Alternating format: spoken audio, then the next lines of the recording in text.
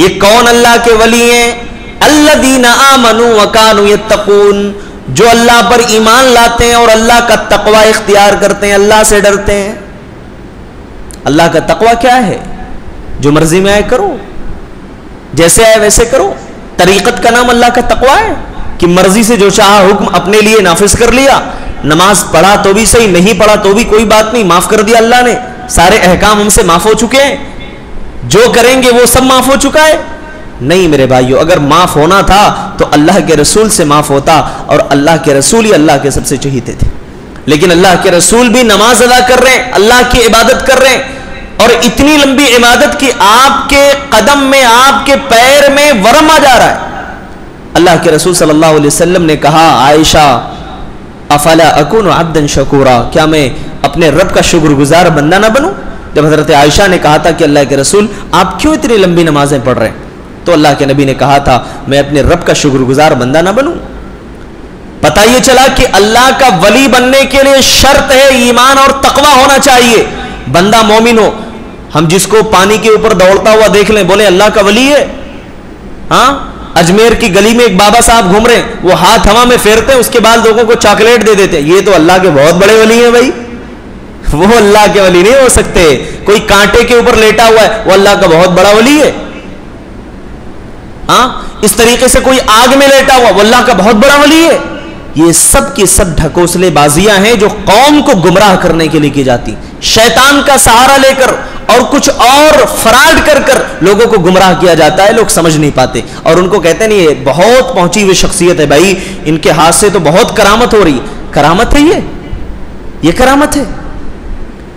کسی کو چاکلیٹ دے دے کرامت ہے؟ ہنسی آتی ہے، افسوس کی بات ہے، اور لوگ بھی پیچھے پیچھے گھومتے ہیں، بھائی کیا بات ہے، کرامت یہ نہیں میرے بھائیوں۔ کرامت یہ ایک ولی، ایک بات یاد رکھیں، ایک نقطہ آپ کو بتا رہا ہوں کہ جو اللہ کے ولی ہوتے ہیں وہ کرامت اپنی مرضی سے کبھی ظاہر ہی نہیں کر سکتے، یہ بہت اہم پوائنٹ ہے۔ اور نبی جو ہوتے ہیں جن کو اللہ معجزہ دے کر کے بھیجتا ہے، وہ نبی اپنی مرضی سے معجزہ بھی ظاہر نہیں کر سکتے۔ تو جو نبی ہے، اللہ کے جو پیغمبر ہے، جب وہ اپنی مرضی سے معجزہ ظاہر نہیں کر سکتے تو یہ ولی ان کو کہاں سے طاقت مل گئی کہ اپنی مرضی سے جب چاہا معجزہ کرامت ظاہر کر دی؟ اس کا مطلب یہ ہے کہ دھوکہ ہے، فراڈ ہے، اور کہتے ہیں نا کہ دال میں کالا ہے، یہاں پوری دال کالی ہے، کالا نہیں ہے دال میں، پوری دال ہی کالی ہے یہاں پہ۔ لیکن سمجھنے کی ضرورت ہے کہ لوگ سمجھیں، اچھی طریقے سے سمجھیں۔ کب سمجھیں گے؟ جب قرآن و حدیث پڑھیں گے تو سمجھیں گے۔ کسی نے بڑی اچھی بات کہی ہے کہ پیر کے کامل ہونے کے لیے مرید کا جاہل مطلق ہونا بہت ضروری ہے۔ جتنا بڑا مرید جاہل ہوگا اس کا پیر اتنا بڑا کامل مانا جائے گا، تو لہذا یہ جتنا بڑا جاہل ہے وہ اتنا بڑا پیر ہے اس کے نزدیک۔ یہ بہت اچھی بات ہے، اس کو ذہن میں رکھیں اور اچھی طریقے سے ازبر کر لیں، کیونکہ جہاں قرآن و حدیث کی بات آئے گی، قرآن و حدیث کا فہم ذہن و دماغ میں بیٹھ جائے گا، وہاں ساری پیری مریدی ختم، کچھ بھی نہیں بچے گا۔ یہ پیٹ پالنے کے جو طریقے، ہزاروں راستے جو کھول کے بیٹھے ہیں نا، وہ سب ختم ہو جائیں گے، کچھ نہیں بچے گا۔ مجھے بڑا افسوس ہوا جب میں نے دیکھا کہ اجمیر میں، اجمیر شریف لوگ بولتے ہیں نا، شریف لگاتے ہیں، وہاں پر درگاہ کا دروازہ کھولا گیا، صاحب اعلان کر رہے ہیں کل سے دربار 5 بجے کھولا جائے گا۔ ہاں، ایسا لگ رہا ہے کہ تہجد کی نماز کے لیے بیدار کر رہے ہیں، کل سے دربار 4 بجے کھولا جائے گا، یعنی آپ لوگ 4 بجے اٹھیے، نماز پڑھیے، یہاں آ کر کے سر جھکائیے۔ استغفر اللہ ثم استغفر اللہ۔ اللہ تبارک و تعالیٰ ایسے جاہلوں کو ہدایت دے جن کو عقل نہیں ہے، سمجھ نہیں ہے کہ رات کا وہ آخری پہر جس میں رب کائنات آسمان دنیا پر آ کر اپنے بندوں سے خطاب کرتا ہے کہ مجھ سے مانگو، کیا مانگتے ہو میں تمہیں دینے والا ہوں، اس وقت یہ بندہ لوگوں کو شرک کے لیے ابھار رہا ہے کہ لوگوں اٹھو اور فلاں وقت میں آ کر کے دربار میں حاضر ہو جاؤ، اپنی جو منتیں سماجتیں ہیں کرو، اپنا سر جھکاؤ۔ اللہ کے رسول نے تو کبھی صحابہ کو جھکنے کے لیے نہیں کہا اپنے سامنے، اللہ کے رسول نے تو کبھی یہ حکم نہیں دیا کہ میرے سامنے سجدہ کرو، کبھی نہیں کہا کہ میرے پیروں کو آ کر کے چومو، اللہ کی قسم صحابہ تو اپنے نبی سے اتنی محبت کرتے تھے کہ اللہ کے رسول نے وضو کا پانی اگر بہایا ہے تو صحابہ نے اس کو زمین پر گرنے نہیں دیا ہے. یہ محبت تھی ان کی صحابہ نے اتنی محبت کی، یہاں تک کہ انہوں نے نبی نے اپنے منہ سے بلغم نکالا، تھوک نکالا ہے تو اللہ کی قسم صحابہ نے اس کو بھی زمین پر گرنے نہیں دیا، اپنے ہاتھوں میں لے کر کے اپنے جسموں پر ملا ہے. لیکن یہ بات قرآن و حدیث سے کوئی نہیں ثابت کر سکتا کہ وہ صحابہ جو نبی سے اتنی محبت کرتے ہوں کبھی نبی کے پیروں پر جا کر کے اپنا سر جھکایا. اتنی محبت کرنے والے صحابہ نبی سے اتنی محبت لڑ پڑتے تھے، ایک دوسرے پر جھپٹتے تھے، کیونکہ ان کو معلوم تھا کہ نبی کے پسینے سے بھی خوشبو آتی ہے، نبی کا پسینہ بھی بابرکت ہے. ان کو پتا تھا، اس کے لیے لڑتے تھے، آگے بڑھتے تھے، نبی سے محبت تھی. اس کے باوجود کبھی نبی کے سامنے سر نہیں جھکایا، کیونکہ نبی نے کبھی جھکنے کے لیے انہیں کہا ہی نہیں، اس کا حکم ہی نہیں دیا. نبی نے تو ہمیشہ شرک کا خاتمہ کیا ہے، شرک سے منع کیا ہے. جہاں شرک کا تھوڑا بہت عشر عشیر معمولی گنجائش بھی اگر کہیں نظر آئی کہ یہاں سے شرک کی بو آ رہی ہے، نبی نے اس سے بھی روک دیا. ایک صحابی آئے، کہا اللہ کے رسول ما شاء اللہ و شاء محمد، جو اللہ چاہے اور محمد چاہے. اللہ کے رسول نے فوراً پکڑ لیا، کہا نہیں، ما شاء اللہ و شاء محمد نہیں بولنے کا. کیا بولنے کا؟ ما شاء اللہ ثم شاء محمد، جو اللہ چاہے پھر محمد چاہے. الگ کر دیا نبی نے، کہا نہیں، اللہ جو چاہتا ہے نبی کے چاہنے سے کیا ہوگا، نبی چاہتے رہیں، جب اللہ کا فیصلہ بدل چکا ہے تو کچھ نہیں ہوتا ہے نا. ورنہ نبی جنگ میں موجود ہیں، وہاں صحابہ کو پکڑ کر مارا جا رہا ہے. اگر نبی کے چاہنے سے یہ سب کچھ ہو جاتا تو اللہ کے نبی تو چٹکیوں میں جنگ کا نقشہ بدل دیتے تھے، لیکن وہاں نبی کے چہرے مبارک کو زخمی کیا گیا، تکلیف دی گئی. یہ مسائل بھی آئے میرے بھائیوں، شرک کے مسئلے کو سمجھنا بہت ضروری ہے. السلام علیکم ورحمۃ اللہ وبرکاتہ. ان الحمد للہ نحمده ونستعینه ونستغفره ونعوذ باللہ من شرور انفسنا ومن سیئات اعمالنا من يهده الله فلا مضل له ومن يضلله فلا هادي له واشهد ان لا اله الا الله وحده لا شريك له واشهد ان محمدا عبده ورسوله وبعد.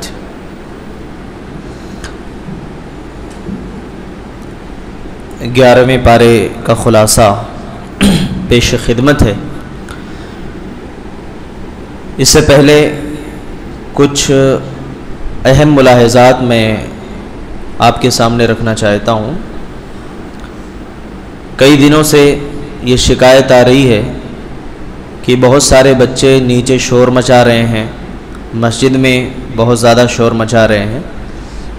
تو جو بھی ان کے پیرنٹس ہیں، والدین ہیں، میری ان سے ادباً گزارش ہے کہ آپ اپنے بچوں کے اوپر گہری نظر رکھیں، کیونکہ آج بھی بعض بچوں کے ذریعے سے مجھے خبر ملی ہے کہ 2-4 بچے مسجد میں تراویح کے لیے آئے اور نماز نہیں پڑھ کر کے لوئلہ گراؤنڈ میں کھیلنے جا رہے ہیں. رات کا وقت ہے، بتائیے، حالات بہت زیادہ اچھے نہیں ہیں. بچے ایسے ہی غیر ذمہ دارانہ طور پر اگر ہم چھوڑ دیں گے اور ادھر ادھر کھیلیں گے، اللہ نہ کرے کوئی حادثہ یا معاملہ پیش آ جائے تو ہمارے لیے پچھتانے کی بات ہوگی. اور نیچے ہماری مائیں اور بہنیں بھی سن رہی ہیں، میں ان سے بھی گزارش کرتا ہوں، کیونکہ میں انہی بچوں کو دیکھنے کے لیے نیچے اترا، شاید دوسری یا تیسری رکعت میں، 2-4 رکعت ہو چکی تھی، تو نیچے دیکھا کہ چھوٹی چھوٹی بچیاں جو ہیں بھی باہر نکل کر کے آ جا رہی ہیں. تو مائیں اور بہنیں بھی بچیوں پر نظر رکھیں، ان کو باہر نہ جانے دیں کیونکہ وہ چھوٹی ہیں. اللہ تعالیٰ جو ہے ہمیں خیر اور بھلائی کے کاموں میں بڑھ چڑھ کر حصہ لینے کی توفیق عطا فرمائے.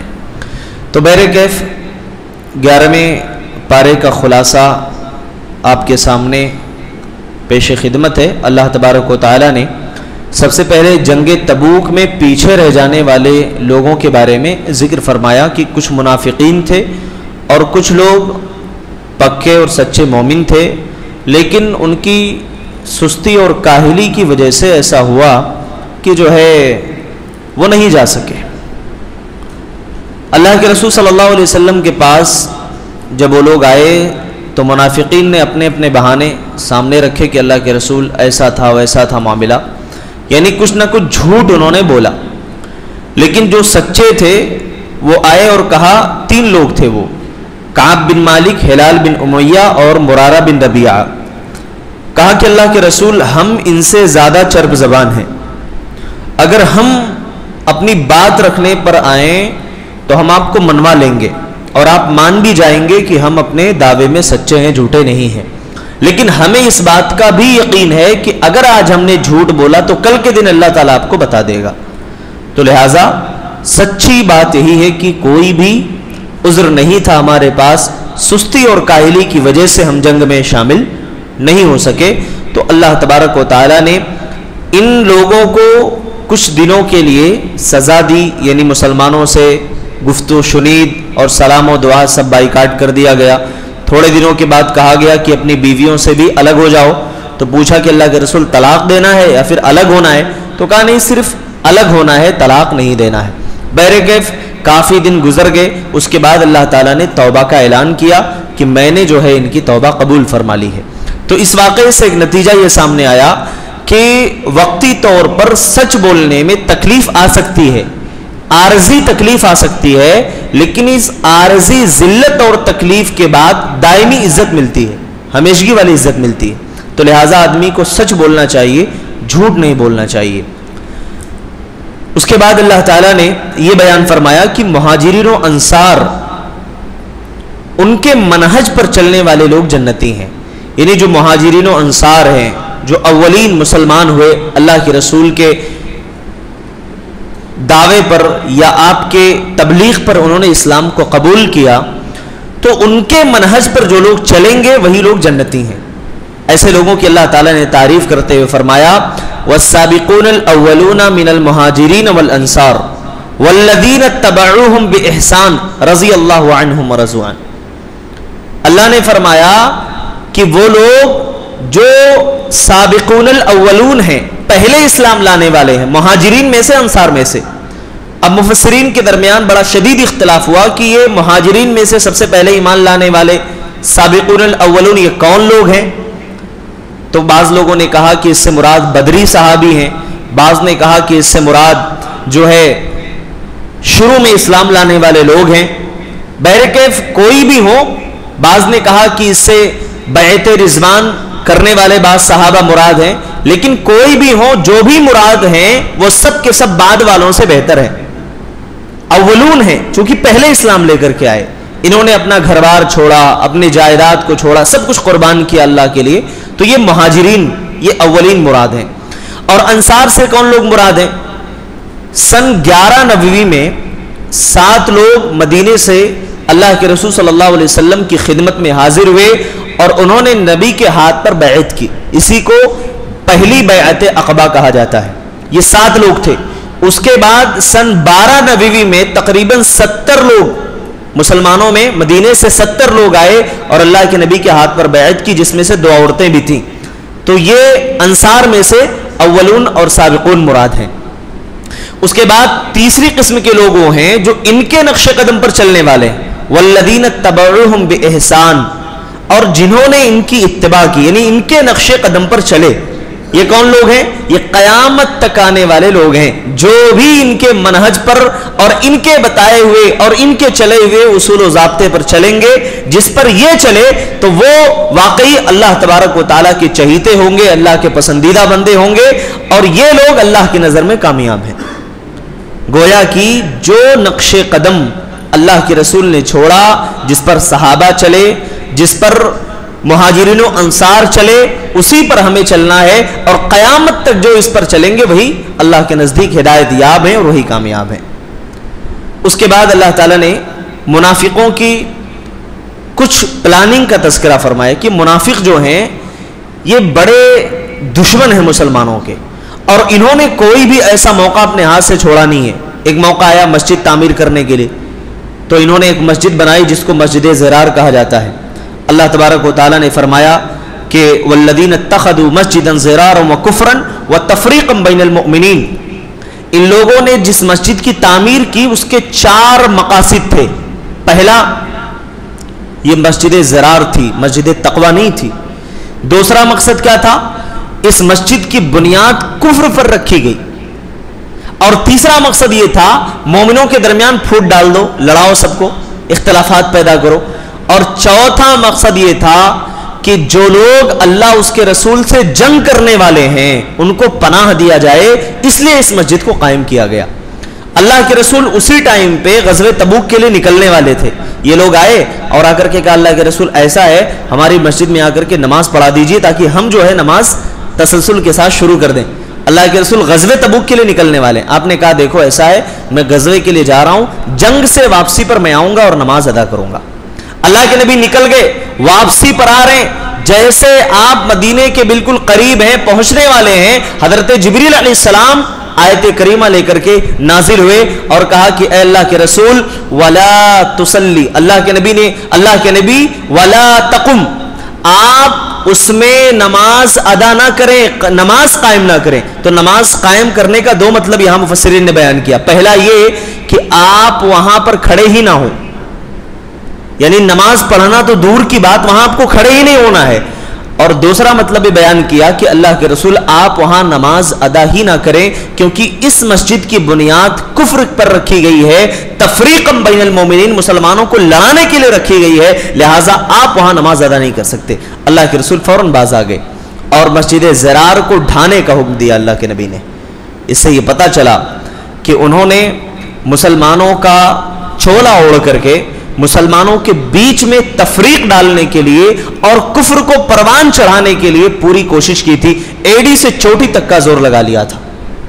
اللہ کے نبی صلی اللہ علیہ وسلم کو اللہ نے بتا دیا کہ اے نبی اس مسجد کی بنیاد تفریق بین المومنین رکھی گئی ہے، یہ مسلمانوں کے تائید کے لیے نہیں ہے، یہ مسلمانوں کو لڑانے کے لیے ہے، لہٰذا پتہ یہ چلا کہ ایسی مسجد جس کی بنیاد کفر پر رکھی جائے، شرک و بدعات پر رکھی جائے، وہ مسجد اللہ کے یہاں مقبول نہیں ہوا کرتی ہے۔ جس مسجد کی بنیاد تقوی پر رکھی جائے، جہاں قرآن و حدیث کی تعلیم ہو، اللہ کے نزدیک وہ مسجد اہمیت رکھتی ہے، وہ مسجد تقوی ہوتی ہے اللہ کے نزدیک، جہاں پر کتاب و سنت کی تعلیم ہوتی ہے، جہاں من گھڑت واقعات نہیں سنائے جاتے، جہاں قصے اور کہانیاں نہیں سنائی جاتی ہیں، جس مسجد میں قرآن اور سنت کی باتیں ہوتی ہیں، اللہ کے نزدیک وہ مسجد قابل قبول ہوا کرتی ہے۔ اس کے بعد اللہ تبارک و تعالیٰ نے علم دین سیکھنے کے لیے سفر کرنے کی نصیحت کی کہ جو لوگ علم دین سیکھنا چاہتے ہیں ان کو سفر پر نکلنا پڑے گا۔ اللہ نے ارشاد فرمایا کہ فلولا نفر من كل فرقة منهم طائفة ليتفقهوا في الدين، کہ ایک جماعت ایسی ہونی چاہیے جو دین کی سمجھ کے لیے نکلے۔ تفقہ یا تفقہ، تفقہن کے معنی ہوتے ہیں محنت کے ساتھ دین کی سمجھ حاصل کرنا، باب تفاعل سے آتا ہے، یعنی محنت سے، جستجو سے، لگن سے جب آپ اپنا پورا وقت اور اپنی پوری توجہ اس دین کو سمجھنے کے لیے دیں گے تو اس دین کا تھوڑا سا حصہ آپ کو ملے گا۔ آج لوگ سمجھتے ہیں کہ انٹرنیٹ کا زمانہ ہے صاحب، کیوں دروس میں بیٹھنا، کیوں مولانا کے درس میں سیکھنا، بعد میں دیکھ لیں گے، سرچ کر لیں گے، ہے نا۔ ایسے ایک صاحب جو ہے اپنے بہت سارے مسائل انٹرنیٹ پر سرچ کیا کرتے تھے، جو بھی پرابلم آئی فوراً سرچ کیا اس کا حل کیا ہے۔ تو ایک بار ان کے اور ان کی بیوی کے درمیان لڑائی ہو گئی، اب سرچ کر رہے ہیں کہ بیوی کو خوش کرنے کے طریقے کیا ہیں، سرچ کر رہے ہیں۔ ظاہر ہے کہ بھئی قرآن و حدیث پڑھا ہوتا، قرآن و حدیث کو سمجھا ہوتا تو سمجھ میں آتا کہ اللہ تعالیٰ نے بیوی کو خوش کرنے کا طریقہ کیا بتایا ہے، شوہر کو خوش کرنے کے لیے بیوی کو کیا طریقہ بتایا، وہ سب قرآن و حدیث میں موجود ہے۔ اب وہ انٹرنیٹ کے اوپر سرچ کر رہے ہیں، اب وہاں پوری لمبی لسٹ آ گئی، کس پر عمل کریں کس کو چھوڑیں۔ تو اس میں ایک پوائنٹ یہ بھی دیا ہوا تھا کہ بیوی کو خوش کرنے کا ایک طریقہ یہ بھی ہے کہ کبھی کبھار گھر کا کام خود کریں اور بیوی کو ایک دن ریسٹ دیجیے۔ پھر اس میں نیچے تشریح دی ہوئی تھی، وضاحت اس میں یہ تھی کہ گھر کا کام بھی بہت زیادہ ڈھنگ سے مت کریے گا ورنہ پھر بعد میں آپ کے لیے مصیبت ہو جائے گی، پھر بار بار کرنا پڑے گا۔ تو لہٰذا جب کام آپ کو کرنا پڑے تو تھوڑا سا الٹا کر دیں، جیسے بچوں کو اگر سنبھالنا ہو تو پیمپر الٹا پہنا دیں، کچن میں تھوڑا الٹا کام کر دیں، تو یہ رہے گا بھائی رہنے دو، آپ سائڈ میں بیٹھو، ہم ہی کو کر لینے دو۔ تو بہرکیف اب وہاں سرچ کر رہے ہیں، دیکھ رہے ہیں، ان کو کوئی نتیجہ نہیں مل رہا ہے۔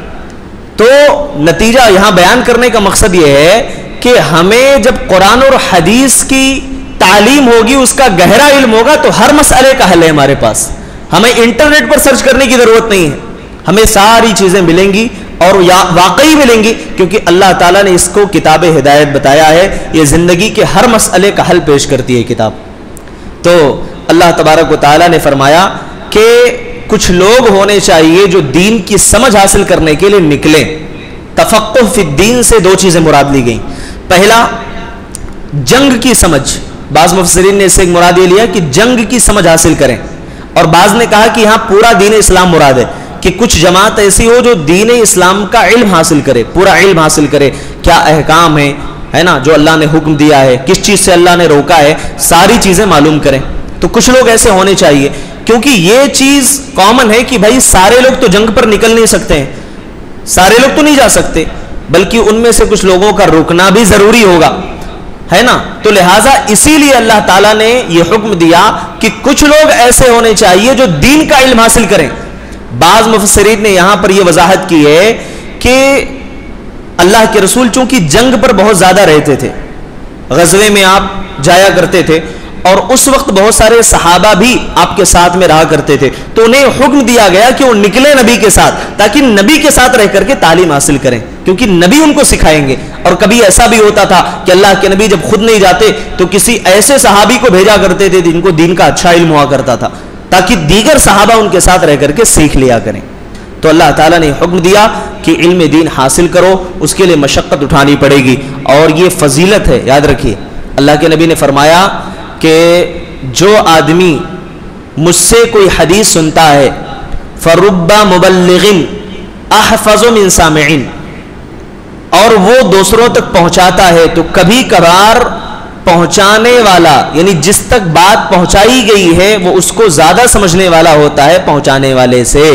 اللہ کے نبی نے کہا کہ اس شخص کے چہرے کو اللہ تعالیٰ خوشحال رکھے، ہرا بھرا رکھے، سرسبز و شاداب رکھے، جو میری حدیثوں کو سنتا ہے اور اسے دوسروں تک پہنچاتا ہے۔ یہ بہت بڑی فضیلت ہے۔ آپ جو باتیں یہاں سن رہے ہیں اسے دوسروں تک بھی پہنچانے کی کوشش کریں، اس کا بہترین بدلہ اور اس کی بہترین یعنی اللہ رب العالمین کے ہاں اس کا بہترین نتیجہ ہمارے سامنے ہوگا۔ اللہ تعالی ہم سب کو اس کی توفیق عطا فرمائے، آمین۔ اس کے بعد اللہ تعالیٰ نے سورہ یونس کی آیت نمبر 12 میں فرمایا کہ انسان خوشی اور غم میں اس کا رویہ اللہ تعالیٰ کے ساتھ بڑا عجیب و غریب ہوتا ہے۔ جب غم میں ہوتا ہے نا تو اسے اللہ کا ڈر نظر آتا ہے، آئے گا نماز بھی پڑھے گا، دعا بھی کرے گا، کیونکہ اللہ یاد آتا ہے اس کو۔ لیکن جیسے خوشحالی آتی ہے اللہ کو بھول جاتا ہے۔